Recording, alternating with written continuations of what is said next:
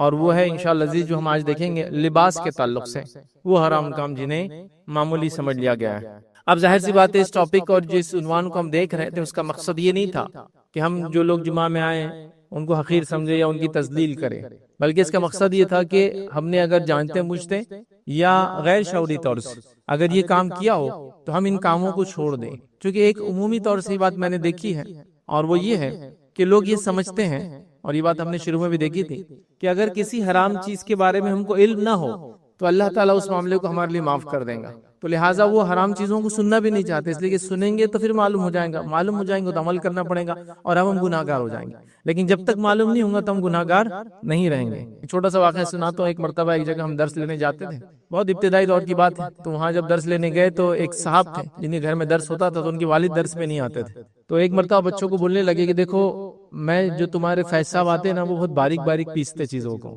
اس لیے میں ان کے درس میں نہیں آتا۔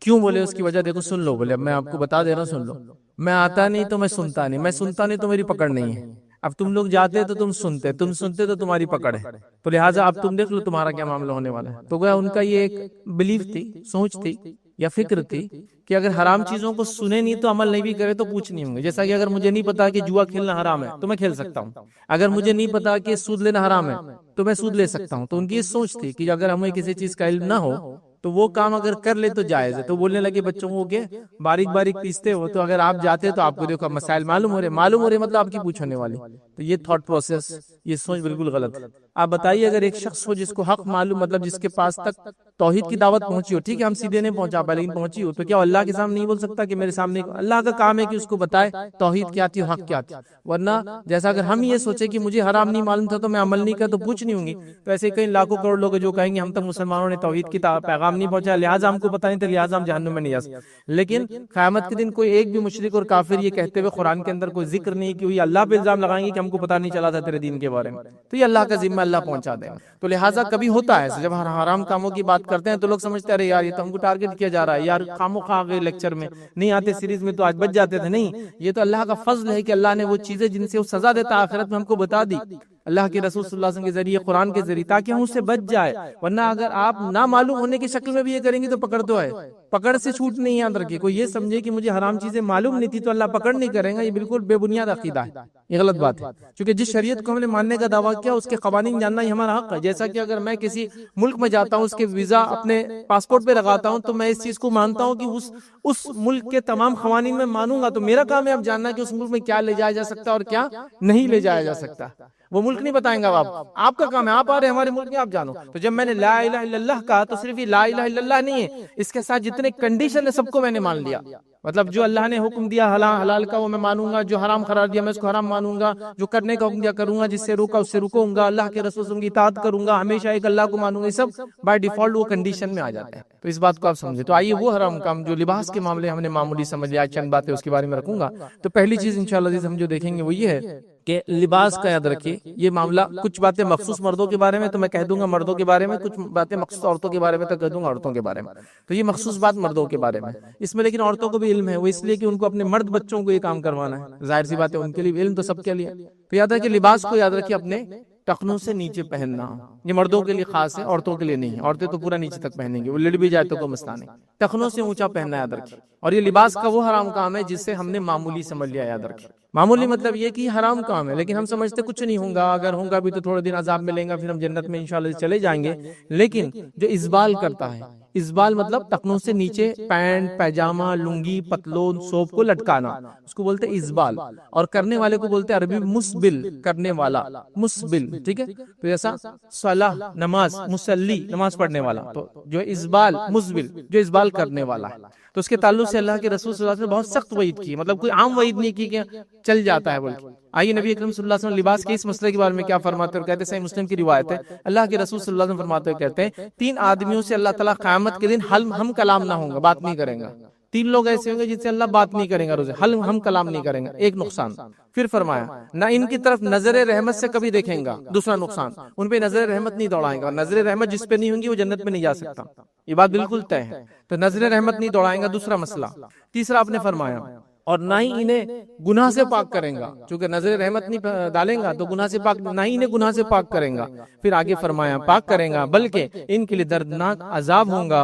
اور وہ لوگ ہیں، تین ہے ہمارا معاملہ، صرف ایک سے ہم دیکھیں گے آج انشاءاللہ۔ تین لوگ ہوئے، اپنے تہبند کو ٹخنوں سے نیچے لٹکانے والا، دوسرا فرمایا جو ہے چیز دے کر احسان جتلانے والا، مطلب صدقات خیرات کرے اور احسان جتلائے، اور تیسرا فرمایا یاد رکھیں جھوٹی قسم کھا کر مال کو بیچنے والا، یہ ہم دیکھ چکے پہلے۔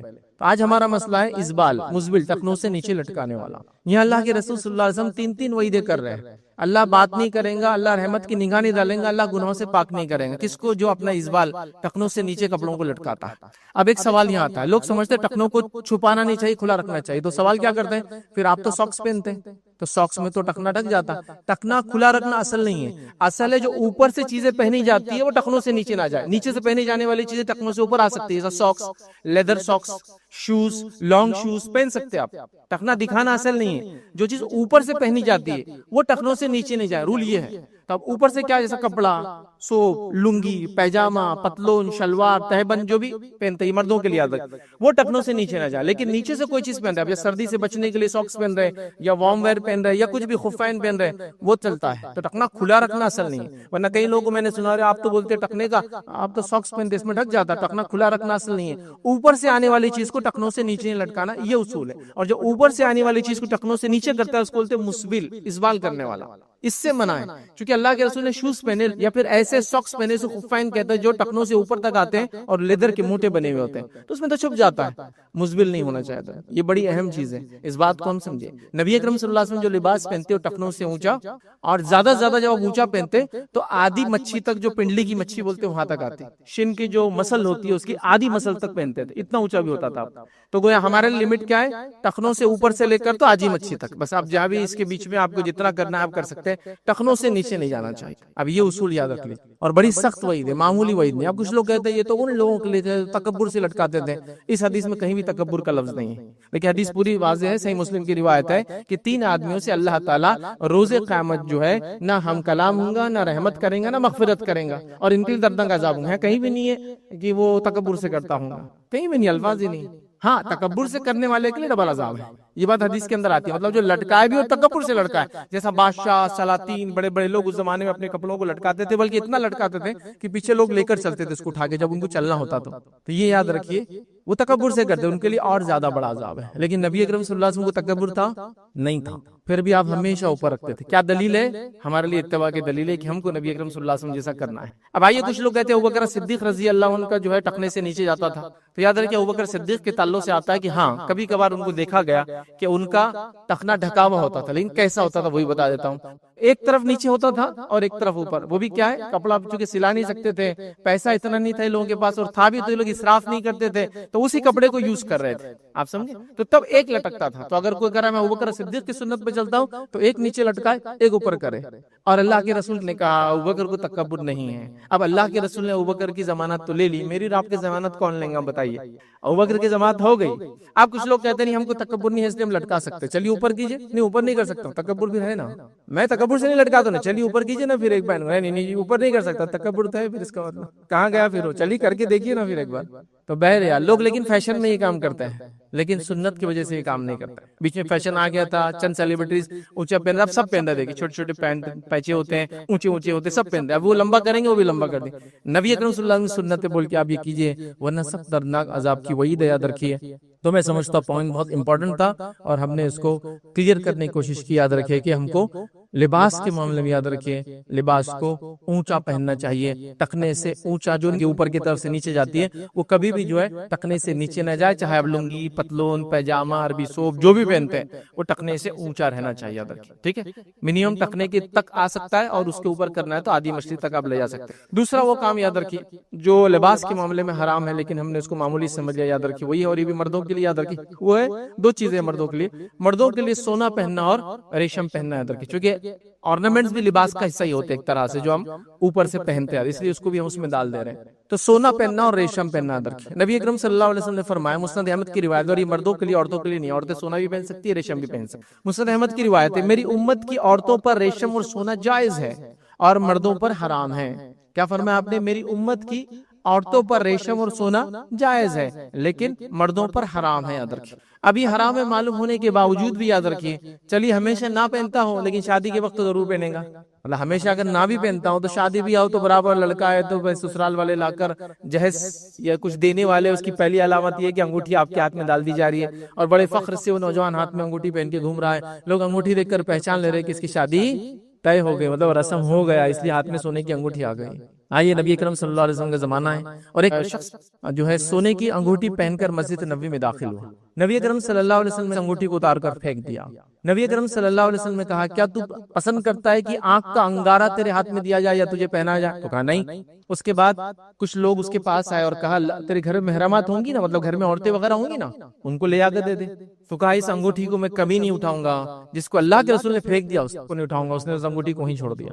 دیکھیے کیسی اتباع تھی صحابہ کی اور اس نوجوان کی، چونکہ ظاہر سی بات ہے یہ بڑا ٹف کام ہے، یاد رکھیے نوجوان اس کو سمجھ سکتے ہیں، اور وہ بھی آج کل کے نوجوان جو ٹرینڈز کے حساب سے چلتے ہیں، سوشل میڈیا کے دور کے حساب سے، ان کے پاس کسی فیشن کو فالو کرنا اتنا امپورٹنٹ ہوتا ہے کہ وہ کچھ بھی کر سکتے ہیں اس کے لیے۔ اب ایک شخص ایک ٹرینڈ کو اس زمانے کے فالو کر رہا تھا کہ سونے کی انگوٹھی پہنا تھا، رسول اللہ کے ایک جملے نے اس کو ٹرینڈ بدل دیا، اس کا ختم، ہمیشہ کے لیے ختم۔ اس سے کیا بات پتہ چلی کہ آپ کو جو بھی لباس آپ پہنتے، جو بھی چیز جسم پر پہنتے ہو، نبی اکرم صلی اللہ علیہ وسلم کے بتائے ہوئے طریقے سے، اور سونے کا کچھ بھی نہیں ہوگا، کسی بھی قسم سے نہیں ہوگا، کسی بھی چیز پہ نہیں ہوگا سوائے اس کے کہ اگر وہ ضرورت کی چیز ہو تو، لیکن آرنامنٹ نہیں، جیسا کہ دانت کی جگہ دوسرا دانت لگانا ہے اور اس کے علاوہ کوئی آپشن نہیں کہ گولڈ کا لگائے تو جائز ہے، ناک کی جگہ کوئی اور ناک لگانا اور آپ کے پاس کچھ نہیں بنتی۔ اب میں یہ ناک کا کوئی ایگزامپل دے رہا ہوں، اللہ کے رسول صلی اللہ علیہ وسلم کے زمانے میں کیا ہوا، اس زمانے میں جب جنگ ہوتی تو عموماً انگلیاں اور ناک بہت کٹ جاتی تھی، جیسا آپ کسی نے وار کیا پیچھے ہٹے ناک چلے گئی، ہاتھ بچانے کے ہاتھ کی انگلیاں چلے گئی، کامن تھا۔ تو کیا کرتے تھے عرب، جب ناک چلی جاتی تھی تو ناک یاد رکھے سافٹ بون ہوتی ہے، اور وہ سافٹ بون اندر ہارڈ اسکل میں اٹکی ہوئی ہوتی ہے، جب وہ کٹ جاتی ہے تو اس کو پورا نکال لیتے ہیں تو اندر سوراخ بچتا ہے ایک بڑا۔ ابھی الحمدللہ آج کل ایسے لوگ نہیں دکھتے، لیکن پہلے ایسے لوگ دکھا بھی کرتے تھے، لوگ چہرہ ڈھک کے رکھتے تھے، ناک ایکسیڈنٹ میں چلے جاتی، سرجریز ہوتی نہیں تھی، پلاسٹک سرجری کامن نہیں تھی، کاسمیٹک سرجری تو کھلی ہوتی تھی ناک کی، اور ہم نے بچوں نے کچھ لوگوں کو دیکھا مانگنے والے ناک نہیں ہوتی تھی، تو ویسا ہوتا تھا۔ تو کیا کرتے تھے اہل عرب، وہ اب ناک نہیں تو اچھا نہیں دکھتا، تو ان کے پاس ایک سسٹم تھا، وہ لوگ چاندی کی ایک ناک بناتے تھے اور اس کو اندر اٹکا دیتے تھے تو تھوڑا خوبصورت لگتا ہے، اور چاندی کے چہرے ناک بنانا ہی اس زمانے میں کامن تھا۔ آپ دیکھیں اولڈ ایجز کے اندر، مڈل لیول ایجز کے اندر یہ کرتے تھے لوگ، چاندی کا چہرہ، چاندی کے گال جو کٹ جاتے تھے، کان کی جگہ چاندی اٹکا دیتے تھے، چاندی کا کان کامن تھا، تو چاندی کی ناک اٹکاتے تھے۔ تو ایک مرتبہ ایک صحابی اور کہ اللہ کے رسول میں چاندی کی ناک لگاتا ہوں، لیکن جب ہوا اس میں سے گزرتی ہے نا تو اس کی بدبو بڑی آتی ہے، اسمیلی ہوتی ہے چاندی، کیونکہ چاندی آپ کو پتا ہے نا آکسیجن سے جب وہ ہوتی ہے تو بلیکش کلر لیتی ہے، مطلب وہ ریئیکٹ کرتی ہے، آکسیڈائزیشن ہوتا ہے، اس لیے چاندی کی چیزوں کو آپ کو صاف کرنا پڑتا ہے، کالی ہو جائے تو کیا اسمیل کرتی ہے۔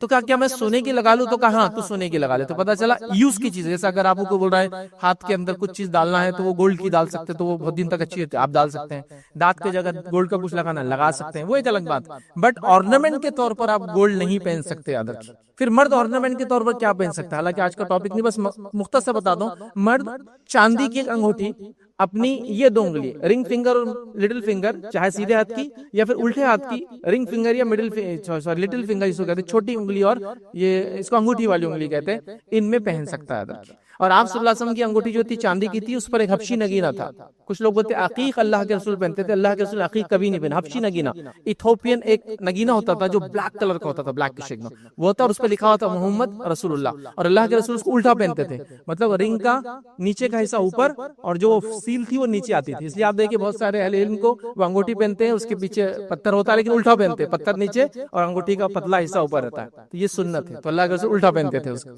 تو بہت سارے صحابہ بھی کرتے تھے، اور صحابہ نے بعد میں اس عمل کو جاری رکھا، اس سے پتہ چلا یہ بھی آپ کر سکتے، کرنا ہے تو، لیکن سونے کی نہیں، سونے کے علاوہ وہ بھی منع، یاد رکھیں۔ اللہ کے رسول کے سامنے ایک شخص آیا جس نے لوہے کی بنی آپ نے پسند نہیں کیا، اس نے پیتل کی بنی آپ نے پسند نہیں کیا، اس نے چاندی کی بنی آپ نے خاموشی اختیار کی، تو پتہ چلا سونا تو حرام ہے، پیتل تانبا لوہا بھی نہیں پہن سکتا ایک مرد، صرف چاندی، تو اگر پہننا ہے تو پھر یہ پہنی، بہرحال تو سونا اور ریشم مرد پہ حرام ہے، اور ریشم بھی حرام ہے، تو ریشم کے کپڑے بھی مرد نہیں پہن سکتا، عورتیں پہن سکتی ہے، لیکن ریشم کے کپڑے نہیں، کپڑے کے اندر کچھ حصہ ریشم کا ہو جائز ہے، جیسے نبی اکرم صلی اللہ علیہ وسلم کا ایک کرتا تھا جس کے کف انگلش میں بولتے وہ عربی کا لفظ کف، تو جو کف تھے یاد رکھیے وہ مخمل کے، وہ جو ریشم کے تھے یاد رکھیے، تو آپ نے پہنا، اور اس کے اندر کا جو کالر کا حصہ ہوتا ہے جو گردن پہ لگتا ہے اس پہ ریشم لگا تھا، آپ نے وہ پہنا، تو پتہ چلا پارٹ ریشم ہو تو کوئی مسئلہ نہیں، جیسا کہ کسی کا کپڑا ہے اور ایک ریشم کی پٹی ہے خالی، یا پھر وہ گردن پہ چبھتا ہے کبھی کپڑا ہے نا، یا کاندھوں پہ چبھتا ہے تو وہاں ریشم ہے، یا کسی بیماری کی وجہ سے جہاں کپڑا لگتا ہے تو وہاں ریشم ڈال دیا، کف میں ریشم چلیں گے، پورا ریشم نہیں پہن سکتا، کمپلیٹلی ریشم کا لباس مرد نہیں بن سکتا، نہ ہی کرتا نہ ہی پیجامہ کمپلیٹ، کرتے اور پیجامے کا سرٹن پارٹ ریشم کا ہے جائز، ٹھیک ہے، تو اس بات کو یاد رکھ، لیکن سونا کسی بھی شکل میں جائز نہیں، سوائے جیسے میں نے بتایا جو نان آرنامنٹ کی شکل میں ہوتا ہے، جو میڈیکل یوز ہو سکتا ہے اس کا، وہ ایک الگ بات ہے یاد رکھ، ٹھیک ہے۔ اب کچھ لوگ یہ کہتے ہیں کہ سفر پہ گئے تو کچھ ہونا چاہیے، اچانک کچھ ہو گیا، یہ ہو گیا وہ ہو گیا، تو بہرحال چاندی رکھ سکتے ہیں اور کئی قیمتی چیزیں بہرحال میں رکھی جا سکتی ہے، اس کے لیے سونا ہی ضروری نہیں یاد رکھے، ٹھیک ہے۔ اور آج کل تو کوئی مسئلہ نہیں، ہر چیز کا والیٹ ہوتا ہے، ہر چیز آن لائن ہوتی ہے، تو وہ تو آپ کے زمانے میں تو ریلیونٹ بات رہی نہیں، یاد رکھے، لیکن یاد رکھیے اس بات کو ہم خاص طور سے یاد رکھیے کہ سونے کی کوئی چیز ہم نہیں پہنیں گے۔ تیسری چیز یاد رکھیے جو لباس کے اندر آتی ہے یاد رکھیے، جس کو ہم نے معمولی سمجھ لیا، اور یہ عورتوں کے لیے خاص یاد رکھیے، وہ کیا ہے؟ عورتوں کا خوشبو لگا کر باہر نکلے، اس نیت سے کہ لوگ اس کی خوشبو کو محسوس کرے، نبی اکرم صلی اللہ علیہ وسلم نے منع قرار دیا ہے، یہ حرام ہے اور سخت ترین، سنگین ترین، بدترین جرم ہے۔ میں اتنے الفاظ کیوں ادا کر رہا ہوں، جب میں حدیث پڑھوں گا تو آپ سمجھ جائیں کتنا برا جرم ہے۔ سخت ترین، بدترین، سنگین ترین، گھٹیا سے گھٹیا یہ خوشبو لگانا۔ حدیث کے الفاظ سنیے، ذرا غور کیجئے، پھر بات سمجھ جائیں گے۔ مسند احمد کی روایت ہے، اللہ کے رسول صلی اللہ علیہ وسلم فرماتے ہیں، اور اللہ کے رسول صلی اللہ علیہ وسلم سچوں سے سچے ہیں، سب سے بڑے سچے ہیں، اتنا بڑا سچا دنیا میں نہیں گزرا تھا۔ آپ نے سچ بولا تھا، کیا بولتے ہیں آپ؟ غور سے سنیے، آپ فرماتے ہیں وہ عورت زانیہ ہے، وہ عورت جو خوشبو لگا کر باہر نکلے۔ سبحان اللہ، مذاق نہیں ہے، ایک مومن عورت اپنے نبی کے منہ سے زانیہ کا الفاظ نہیں سن سکتی، یاد رکھیں کتنا بڑا الزام ہے۔ اگر کسی کو آپ حرامی لفظ بول دے تو وہ چڑ جاتا ہے، حالانکہ اس میں اس کا قصور نہیں ہے، اس کے ماں باپ کا قصور ہو سکتا ہے، زیادہ ہے نا، اس کا کیا بیچارے کا ولاد الزنا جو ہوتی ہے اس کا کیا قصور رہتا ہے، وہ تھوڑی اپنے کنسنٹ سے بولتا ہے۔ یہاں ایک عورت کو اللہ کے رسول کیا کر رہے ہیں؟ زانیہ ہے۔ زانیہ عورت کیا ہوتی ہے آپ سب سمجھتے ہیں نا؟ وہ عورت جو اپنا منہ کالا کرتی ہے، وہ عورت جو غیر مردوں کے ساتھ، جس کو کہیں گے بے شرمی کی جو حد ہوتی ہے، اس کو پار کر جاتی ہے، زنا کرتی ہے، sex out of wedlock بولیں گے، شادی کے بغیر سیکس کرتی ہے۔ وہ الزام نبی اکرم صلی اللہ علیہ وسلم لگا رہے ہیں، اور اللہ کے رسول جھوٹ نہیں بولتے، یاد رکھیے۔ نبی اکرم صلی اللہ علیہ وسلم سچوں سے سچے، کیا فرما رہے ہیں؟ وہ عورت زانیہ ہے، وہ جو خوشبو لگا کے نکلتی ہے۔ اب کوئی مومنہ یا کوئی مسلمان عورت خوشبو لگا کے گھر سے باہر نہیں نکل سکتی، بھائی یہ بات تو بالکل طے ہے، کتنی سخت وعید ہے۔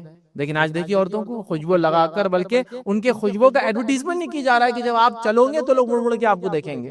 اب کوئی سوال کر سکتا ہے عورت پھر کیا لگائے؟ باڈی سمیلی ہو جاتی ہے، بدبو ہو جاتی ہے جس میں، تو کیا کرے؟ تو ہاں عورت خوشبو لگا سکتی، کون سی بتا دیتا ہوں۔ عورت اور مرد کی خوشبو میں ایک ڈیفرنس ہے، وہ یہ ہے کہ عورت ایسی خوشبو لگا سکتی ہے جس کا پیچ آتا ہو، کلر کا پیچ آتا ہو، لیکن اس کی فریگرنس نہیں آتی ہو، مہک نہیں اٹھنا چاہیے۔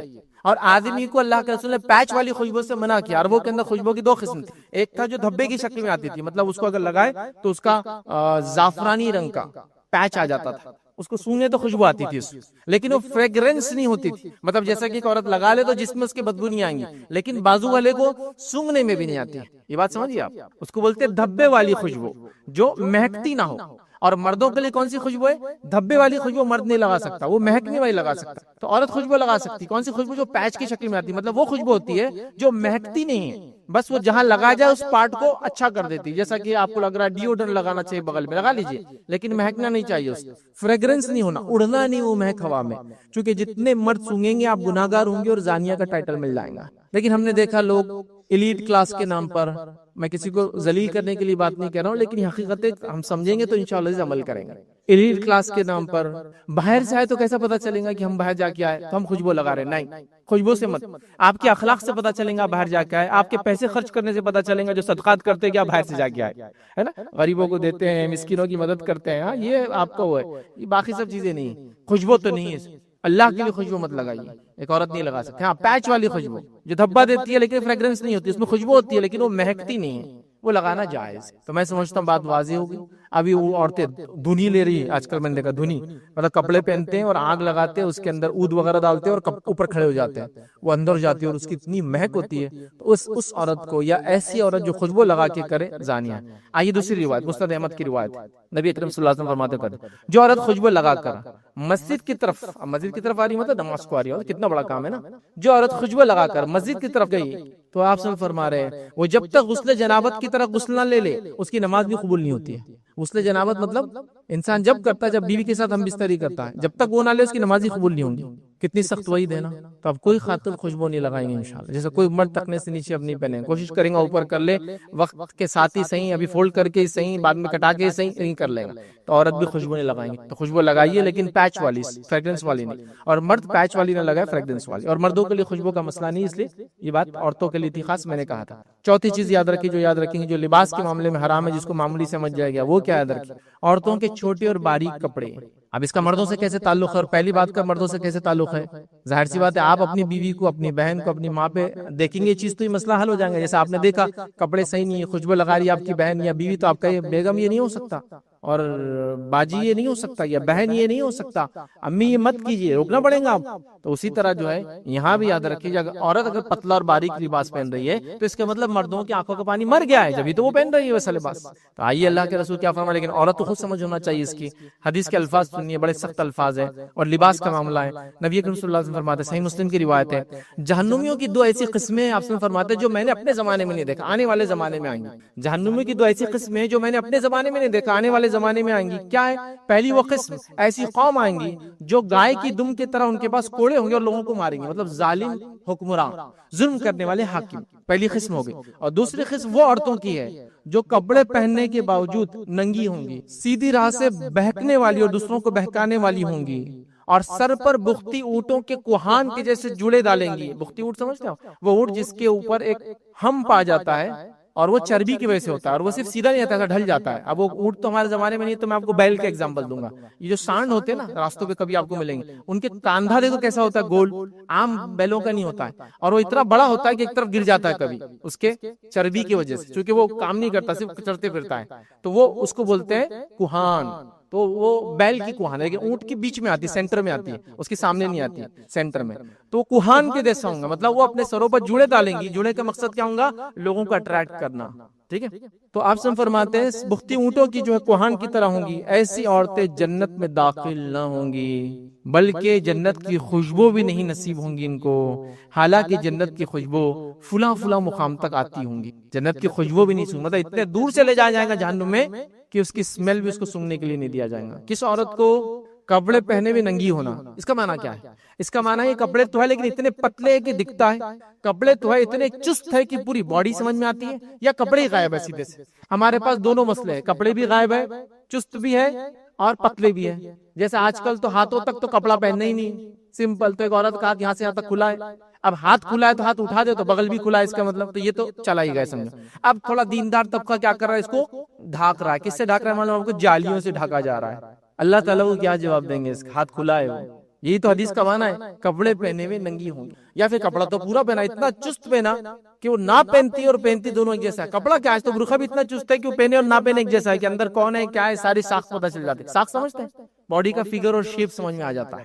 انگلش کے الفاظ کامن ہے، جلدی سمجھ میں آ جاتے ہیں. ساخت، نشیب و فراز اردو میں بولتے ہیں. اب اتنا بولوں گا تو آپ اس کو ڈھونڈتے بیٹھیں گے نشیب و فراز کیا ہے. باڈی کے اپس اینڈ ڈاؤنس اس کو بولتے ہیں نشیب اور فراز، اوپر اور نیچے سب دکھ رہے ہیں چست کپڑوں کی وجہ سے. یہی معنی ہے پہنی ہوں گی لیکن ننگی ہوں گی. کپڑا کس لیے دیا جاتا ہے؟ جسم کے عیب چھپانے کو، جسم کی ساخت چھپانے کو. مطلب جس میں ایسے پارٹس ہیں جو عیب دار ہے، کبھی جس بھی عیب دار ہوتا ہے انسان کا، ایکسیڈنٹ ہو جاتا ہے، فلاں خراب چھپ جاتا ہے، اور اس کو ڈھانکنے کے لیے اگر اس کو اتنا چست پہ لیا جاتی ہے اور کپڑے غائب ہیں. تو آج کل کپڑے بھی غائب ہیں، پتلے بھی ہے، اور ساتھ میں چست بھی ہے.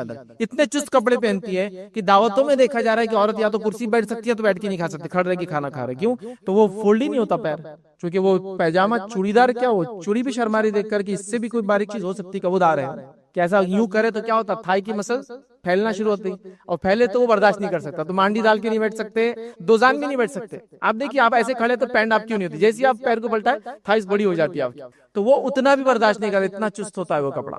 آپ پہلے زمانے میں لوگ ایسے کپڑے کپڑوں کے اندر پہنتے، مطلب شلوار کے اندر ہی شلوار پہنی جاتی تھی اتنی پتلی، اس کے اوپر شلوار، تاکہ وہ کبھی پتلی ہو تو دکھنا جاتا، ڈبل ہو جاتا تھا. ابھی جو اندر تھا وہی باہر آ گیا ہے، اس کو سلیکس کے نام پہ ہر کوئی پہن رہا ہے. بالکل دھڑلے سے عام طور سے پہنا جا رہا ہے. کرتا لے لو اور نیچے سلیکس ڈال لو. وہ اتنا گندا کپڑا ہوتا ہے، ایک تو پتلا چپچپا، اتنا چپک کے رہتا ہے باڈی کو، اور اتنا چست رہتا ہے، اس کو پہنا جا رہا ہے. جو سپورٹس کے لیے جنرلی ویسٹرن کنٹریز میں شروع ہوا تھا اس کا استعمال، یہاں لوگ اس کو کپڑوں کے طور پہ پہن رہے ہیں. یہ لباس کیا جواب دیں گے اللہ رب العزت کو؟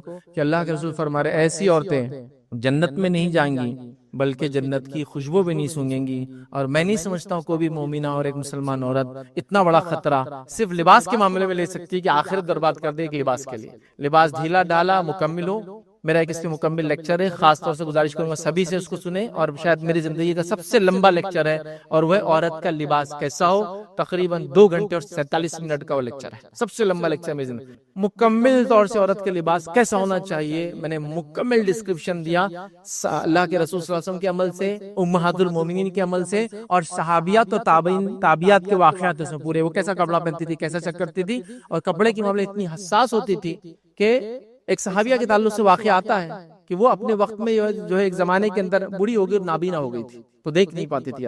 جب دیکھ نہیں پاتی تھی تو ان کے بچے نے ایک بار لباس کپڑا لایا, تو روایت میں آتا ہے کہ اس کپڑے کو لے کر وہ ہاتھ سے جانچتی تھی ایسا, اور اس سے اندازہ لگاتی تھی موٹا ہے پتلا ہے. دیکھیں نابینا ہے, اس نے بھی چیکنگ چالو ہے کہ کپڑا ایسا تو نہیں ہے کہ جسم پہ ڈالوں, چونکہ نابینا ہے تو دیکھ بھی نہیں پاتے سامنے والا کیسا دیکھ رہا ہے, خود کو کیسا دیکھ رہا ہے, تو اتنی احتیاط کرتی تھی, اس کو چیک کر لیا کرتی تھی. تو نابینا ہے پھر بھی یہ حال ہے, اور ہمارا حال دیکھیے. اب دیکھ بھالتے ہوئے بول رہے پتلا بتاؤ نا, نیٹ کا بتاؤ نا, یہ اتنے موٹے ہے کہ ہم چست بتاؤ نا, ایسا سیو نا, کہ ٹیلر بھی شرما رہا ہے کہ یار کیسا سینا بازی, بول رہے کہ آنکھ پہ ماپ لو اور ایسا سیو. چونکہ ظاہر سی بات ہے ایسے فیشن ڈیزائننگ کے کپڑے آپ بغیر ماپ کے سی نہیں سکتے. پہلے زمانے میں یہ حال تھا کہ ایک کپڑا عورت کا سیا جاتا تھا, وہ کپڑے سے دوسرا کپڑا سیا جاتا تھا, کبھی وہ جاتی نہیں تھی. اب تو بول رہے آپ ماپ لیجیے ہمارا, چونکہ ظاہر سی بات ہے اب ایسا سیئیں گے تو اس میں وہ ساخت تو نہیں آئیں گی نا, مطلب وہ لکس نہیں آئیں گے جو لکس کے لیے تو ہم پہن رہے ہیں. لیکن یہ جہنمیوں کی علامت ہے, آخرت میں جہنم میں جانے والوں کی علامت ہے. میں عورتوں کے کپڑوں کے حقوق کے خلاف نہیں ہوں, چونکہ ظاہر سے نان مسلم بھی سنتے ہیں, آن لائن جاتی ہے باتیں. میں عورتوں کے کپڑوں کے حقوق کے خلاف نہیں, لیکن دین یہ کہتا ہے کہ ایسے کپڑے پہنو تو اس کا آخرت میں فائدہ ہے. اب یہ ایک انسان کی چوائس ہے, جو کرنا چاہے کرے. لیکن میرا کام تھا ایز اے مسلم میں بتاؤں کہ مسلمان عورت اپنے رسول کی بات مانتی ہے اور یہ کام کرتی ہے. اور ہر مذہب کے اندر کپڑے کا ایک بہترین تصور عورت کے لیے کہ پورا جسم ڈھاکے, وہ ہر مذہب میں, صرف اسلام میں, ہر مذہب میں. آئیے آگے بڑھتے. 5ویں چیز یاد ہے کہ کپڑوں کے معاملے میں حرام کام جو معمولی سمجھ لیا گیا ادھر کی, وہ یہ ہے جو کہ لباس سے مراد نہیں ہے, لیکن جس میں جو چیزیں ہوتی ہیں اسی میں اس کو انکلوڈ کر رہا ہوں. اپنے بالوں کو خضاب لگانا, چونکہ یہ بھی آدمی جو چیزیں تیار ہوتا ہے سجتا ہے اس کا پارٹ بن جاتی ہے کہ کپڑا ہے, انگوٹھی وغیرہ, اس لیے اس کو بھی انکلوڈ کر دے رہا ہوں. بالوں کو خضاب لگانا نبی اکرم صلی اللہ علیہ وسلم سے منع کیا. حدیث کے الفاظ ابو داؤد کی روایت آپ نے فرمایا کچھ لوگ آخری زمانے میں کبوتر کی پوٹ کی طرح سیاہ خضاب لگائیں گے, ایسے لوگ جنت کی خوشبو تک نہیں حاصل کریں گے. کچھ لوگ آخرت قیامت سے پہلے آئیں گے جو کبوتر کے پوٹ, اس کا جو کھوٹا ہوتا ہے نا, جب وہ کھانا کھا لیتا دیکھیں ایک طرف سے اس کا گول ہو جاتا ہے بڑا, اس کو پوٹ بولتے ہیں, اس کے اوپر کلر سیاہ ہوتا ہے بہت زیادہ, اس کے طرح جو ہے خضاب لگائیں گے. ایسے لوگوں کے بارے میں آپ نے فرمائی جنت کی خوشبو بھی نہیں سونگیں گے. اب کوئی لگاتا تھا چھوڑ دے اس کو, جو ہوا سو ہوا, اللہ سے معافی مانگ. یہ بڑی اہم بات ہے, یہ مذاق نہیں ہو رہا, تو یہ بات اہم ہے. کچھ لوگ اس روایت کو لاتے ہیں, وہ روایت بھی رکھتا صحیح مسلم کی روایت ہے. حدیث میں الفاظ ہے کہ اللہ کے رسول نے کچھ لوگوں کو دیکھا, صحابہ کو, جن کے بال پورے سفید تھے, داڑھی اور سر کی, تو کہا انہیں رنگو. تو لوگ اس روایت کو لا کے ہوتا دیکھو اس میں لفظ ہے رنگو, تو ہم کوئی بھی رنگ لگائیں گے نہیں. اس حدیث میں آگے بھی الفاظ ہے, اس میں الفاظ ہے ان کو رنگو, لیکن یاد رکھنا سیاہ رنگ مت لگانا, ایکسپٹ بلیک, باقی لگانا. اب بلیک کے علاوہ کیا ہو سکتا ہے, مہندی لگائیے تو ریڈ ہو جائیں گا, مہندی میں پتی یا کافی ڈالے تو جس کو براؤن ہوگا, جیڈ براؤن ہوگا, براؤن کا ایک دم ڈارک جو پارٹ ہوتا ہے وہ سب ہو سکتا ہے, لیکن بلیک نہیں ہوتا. کبھی ڈارکش براؤن ہوگا لیکن بلیک نہیں ہوتا. تو ٹھیک ہے, وہ اس میں آپ جڑی بوٹی ڈالے, کافی ڈالے, پتی ڈالے, کچھ بھی ڈالے, لیکن وہ بلیک نہیں ہونا چاہیے. بس بلیک کے علاوہ اینی تھنگ کچھ بھی چلتا ہے. لیکن اگر آپ بلیک بھی لگا رہے ہیں, معاف کرنا, کچھ دوسری چیز بھی لگا رہے ہیں, اس چیز کا خیال رکھیے کہ وہ چیز جو آپ لگا رہے ہیں بلیک کے علاوہ کلر, وہ ایسا کلر نہ ہو کہ جو بالوں پہ کوٹ بناتا ہو. آج کل کچھ کلرز آتے ہیں 6 مہینے 1 سال کی وارنٹیز آتی ہے. سوال یہ کہ کیسے وہ ٹک پاتے ہیں. دیکھیے مہندی جب عورت ناخن پہ لگاتی ہے تو مہندی ناخن کے اندر چلے جاتی ہے. اگر آپ بلیڈ لے کے ناخن کو تھوڑا سا گھسے نا تو لال لال ایسے چھلکے نکلتے ہیں اس کے, مطلب وہ ناخن کا حصہ بن گئی, اوپر کور نہیں ہے, ناخن کا اندر پارٹ بن گیا ہو اور اندر تک رہتی ہے. تو اس لیے مہندی کی وضو کا مسئلہ ہے. لیکن اگر نیل پالش لگائی عورت تو وضو نہیں ہوگا اس کو. کیوں نہیں ہوگا؟ اس لیے نیل پالش کور بنا دیتی ہے. تو ویسے بالوں کے اندر پانی جانا ضروری ہے, لیکن بال گیلے ہو جاتے ہیں اس سے. لیکن اگر آپ ایسا کوئی کلر لگائیں گے جو ٹھیک ہے بلیک تو نہیں ہے لیکن وہ کور بنا دیتا ہے, پلاسٹک جیسا ایک کور, تو وہ کلر بھی نہیں چلے گا, کیونکہ اس سے نہ آپ کا غسل ہوگا نہ آپ کا وضو ہوگا. ٹھیک ہے, تو اس بات کو بھی آپ سمجھے. تو بلیک مت لگائیے, اس کے علاوہ لگائیے. دیکھیے تھوڑے دن ہم کو بلیک کلر لگانے سے اچھا دکھتا ہے, دور سے دیکھنے والے کو بوڑھے نظر نہیں آتے, نزدیک آنے والا تو پہچان ہی لیتا ہے. وہ دیکھیے اسکن ڈھل جاتی ہے, لوز ہو جاتی ہے سر کی, اور آپ کالے بال کیے تو کوئی بھی سمجھ جاتا ہے یہ نمبر گاڑی کی رینیو کری ہوئی ہے. یہ گاڑی 15 سال آلریڈی چل چکی ہے, ایکسپائر ہو چکی ہے, اس کو رینیو کیا گیا. ہوتا ہے نا پرانی گاڑی کو دیکھے نیا نمبر تھا, بولتے اچھا رینیول ہو گیا اس کا, تو یہ تو رینیول ہے, جب بھی سمجھ میں آ جاتا ہے. چھپتا نہیں ہے تو پھر کیا کس کو بتانا آپ کو بتائیے. ہاں کالا رنگ ایک جگہ لگا سکتے ہیں اب بولیے آپ جلدی بتائیے بار یہ موقع تو ہم کو چاہیے اور وہ ہے جنگ کے میدان میں آپ لگا سکتے. تو آپ بولیے ہاں شادی بھی تو میرے لیے جنگ کا میدان ہے بچی کی, ماحول میں نکلنا بھی تو جنگ کا میدان ہے میرے لیے. نہیں نہیں نہیں, صرف جنگ کے میدان. اس لیے کہ جنگ کے میدان میں کبھی اگر سفید بال والے لوگ دکھیں گے سامنے فوج کو تو ان کے مورائل ہائی ہو جاتے ہیں, ان کے جذبے بڑھ جاتے ہیں کہ ارے بوڑھے لڑنے آئے اب تو ہم جیت جائیں گے. تو وہاں صرف جائز ہے بس ایک ہی مقام, وہ بھی دھوکہ, چونکہ جنگ کا اللہ کے رسول جنگ دھوکہ ہے, جنگ دھوکہ ہے. جنگ میں اللہ کے رسول سے پوچھا کہ ہم کہاں جائیں گے تو آپ کبھی جانا ہوتا تھا ساؤتھ بولتے تھے نارتھ جائیں گے. جنگ دھوکہ ہے, اسے بولا نہیں جاتا صحیح بات. فوج پوچھ رہی کہاں جانا ہے تو آپ بولتے تھے صبح فجر کے بعد ہم نارتھ جائیں گے, جب فجر کی نماز پڑھتے بولتے ساؤتھ جانا ہے تاکہ اگر کوئی مخبر بھی ہوں گا تو غلط خبر جائیں گے. تو جنگ کیا ہے؟ دھوکہ ہے. تو جنگ دھوکہ ہے, شادی دھوکہ نہیں ہے, محلے میں لوگوں کو دھوکہ نہیں دینا اپنے کو, وہ سب نہیں. تو صرف ایک جگہ لگا سکتے ہیں, باقی سب جگہ حرام ہے. اچھا کوئی سوال کرتا میں تو جوان ہوں, بال لیکن سفید ہو گئے, تو آپ دوسرا کلر کیجیے, بلیک الاؤڈ نہیں, بلیک الاؤڈ نہیں ہے. اس بات کو آپ یاد رکھیں. اسی طرح آخری پوائنٹ جو آج دیکھیں گے ہم یاد رکھیں لباس کے معاملے میں, حالانکہ لباس کا حصہ نہیں لیکن بالوں سے اس کا تعلق ہے اور لباس میں اس کو کاؤنٹ ہوتا. آدمی اچھے کپڑے اور بال جماتا کہیں گا تو خوشبو لگاتا ہے, اس لیے اس کو کور کر رہا ہوں. وہ یہ یاد رکھیں نقلی بال لگانا, نقلی بال لگانا مرد عورت دونوں کے لیے حرام ہے یاد رکھیں, اور بالوں کو کلر کرنا مرد عورت دونوں کے لیے حرام ہے یاد رکھیں. یہ کامن پوائنٹ تھے اس لیے بولا نہیں میں نے کس کے لیے, تو یہ بھی یاد ہے کہ نقلی بال لگانا. نبی اکرم صلی اللہ علیہ وسلم فرماتے ہیں, صحیح مسلم کی روایت ہے, ایک عورت آئی نبی اکرم صلی اللہ علیہ وسلم کے پاس اور کہا اللہ کے رسول میری بیٹی بیمار تھی اور بیماری سے اس کے بال چلے گئے, وہ بیچاری تخلیق ہو گئی. اب دیکھیے ایک ماں پہ کیا صدمہ, بیٹی کے بال چلے جانا تو کتنا ضروری ہے. عورت کے لیے بال اس کی خوبصورتی کا پارٹ ہے, ٹھیک ہے. تو کہا اللہ کے رسول میری بیٹی ہے اور سوال کیا کہ اس کے بال بیماری کی وجہ سے چلے گئے, کیا میں اس کو جوڑا لگا دوں, نقلی بال اٹیچ کر دوں اس کے بالوں میں؟ تو نبی اکرم صلی اللہ علیہ وسلم نے مصنوعی بال لگا دوں, اس نے سوال کیا, یا ویگ لگا دوں, یا تو نقلی بال یا پورے بال ایسا بنا کے ویگ, ایک تو جوڑا بولتے ہیں نقلی بال کو جو بالوں سے کو ایکسٹینڈ کر دیتا ہے, وہ سوال کیا اور کہا ویگ مطلب پورے لگاؤں کے نقلی بال. تو آپ نے فرمایا استی بالوں کے ساتھ دوسرے بال لگانے والی اور لگوانے والی عورتوں پر اللہ کی لعنت ہے. مطلب مت لگاؤ, اللہ کی لعنت مطلب لعنت کا مطلب ہوتا ہے خیر سے محروم کر دے اللہ, اور اللہ کی لعنت مطلب اللہ خیر سے محروم کر دیتا ہے, کوئی آپ کو خیر نہیں ملے گا, اچھائی نہیں ملے گی. تو دیکھیے آپ نقلی بال نہیں, ویگ نہیں. نقلی بال سے مراد یہ کہ آپ کے بال ہیں آپ اس میں اٹیچمنٹ لگا رہے ہیں, وہ گرم کر کے چپکا دیتے ہیں آپ کے بال, وہ پھر وہ ہیلدی بھی رہتے ہیں, اگتے بھی, اندر جائز نہیں ہوا. اور ویگ لگانا ہے بیچ میں بال نہیں تو آپ ایک ویگ چٹکا دے رہے ہیں, جائز نہیں, دونوں جائز. آپ کوئی سوال کر سکتے چونکہ آج کل ماڈرن ایج ہے تو ہیئر ری گرو کر رہے ہیں, تو ہیئر ری گرو کرنا جائز ہے, وہ نقلی بال لگانے میں نہیں آتا, چونکہ آپ نے اپنے بال نکالے باڈی کے اور اپنے سر پہ لگا لیے اس کو, یا سر کے پیچھے کیسے نکالے آگے لگا لیے, وہ ہے, وہ جائز تو ہے لیکن اس کے نقصانات وہ آپ کا ذمہ ہے. نہیں تو فیض نے بول دیا اب میرے کو لگانا ضروری ہو گیا, نہیں, اس کے نقصانات آپ کا ذمہ ہے. تیل نہیں لگا سکتے, بال نہیں جما سکتے, گھس کے دھو نہیں سکتے, سوئمنگ کو جا نہیں سکتے, اس کی اپنے مصیبتیں ہیں. پھر یاد رکھیں چونکہ وہ ری گرون ہیئر ہوتے ہیں اور وہ بہت اس کو مینٹین کرنا پڑتا ہے. مطلب آپ کہ سمجھو اگر ایک شادی ہو تو دو شادیاں ہو جاتی, پھر آپ کی اس کو بھی سنبھالو اور اس کو بھی سنبھالو. مطلب وہ عام چیز نہیں ہے, ایک تو کاسٹلی ہے, مہنگی ہے, اور اگر کبھی اللہ نہ کرے پرابلم ہو جائے اس میں, اور ہو رہے بہت سارے لوگوں کے, دین نیکسٹ لیول کے ایشوز آتے ہیں, یاد رکھیں. تو وہ آپ کا ذمہ ہے, میرے صرف بولنے سے جائز ہے, آپ کریے نہیں کریے آپ کی چوائس. کہ تو کیا ہوتا ہے کبھی سرجری نقصان مطلب غلط ہو جا رہی ہے, انفیکشنز ہو جا رہے ہیں, اور بال جما نہیں پا رہے زندگی بھر, اور اس کو نکال بھی نہیں پا رہے, بہت تکلیف ہوتی ہے, وہ ایک الگ بات ہے. لیکن اپنے ہی بالوں کو اگر کوئی لگا رہا ہے, ریگرو کر رہا ہے تو جائز ہے. اس میں میرے آلریڈی کلپس ریکارڈڈ ہے, آپ اس کو دیکھ لیں. لیکن پسند میں تو کہوں گا ایک سمپل رہیے اور اچھے رہیے, بس مست رہیے, جیسے ویسے چلنے دیجیے. ویسے بھی ایک مرد کے لیے کوئی مسئلہ نہیں, بال اس کے سر پہ ہوتے ہی نہیں ہوتے, اور اللہ تعالیٰ نے عورتوں کو خصوصیت ہی دے دی, ان کے بال کبھی نہیں جاتے, کم ہوتے ہیں لیکن جاتے نہیں. دادی پردادی سگر دادی بھی زندہ ہوں گی نا, بال ہوں گے ان کو, پتلے ہو گئے ہوں گے لیکن ختم نہیں ہوتے. اللہ کو پتا ہے اس کی خوبصورتی, اس کو باقی رکھو.